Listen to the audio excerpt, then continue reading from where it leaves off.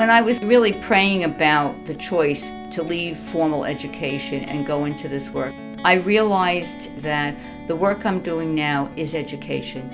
It's about leading people. That's the word the beauty of the word education. Leading people to a better place for themselves and their children. I continue to educate every day, and I am educated.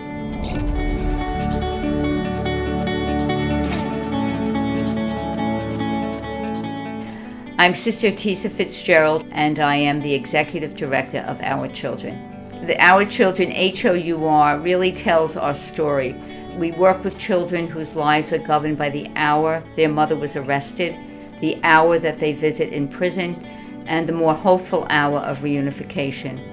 We incarcerate more people in the United States than any civilized country in the world. We have 5% of the world's population, but we have 25% of the world's incarceration. And in 1995, it became very, very clear to me there were so many women who were ready to come out of prison who had no place to go.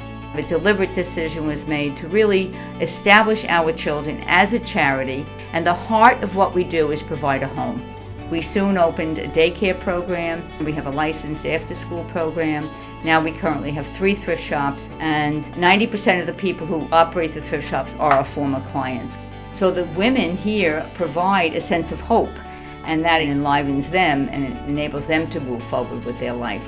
In New York State, sadly, the recidivism rate is about 35 to 40% for women. And here in Our Children, our recidivism rate has been 3%. So you really need a support system. It has to be tangible, it has to be personal. Your name and who you are is important. Your story is certainly a sacred story. We have to respect who you are and where you've come from and where you want to go.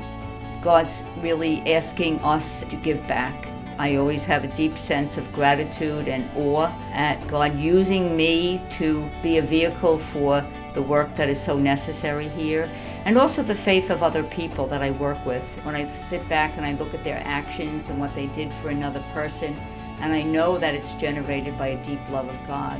And that's what motivates me, that when I see a woman who comes in here after 5 years in prison, her teaching me about virtues of humility and patience and kindness, I sit back when she walks out that door and I say, just another lesson learned, God.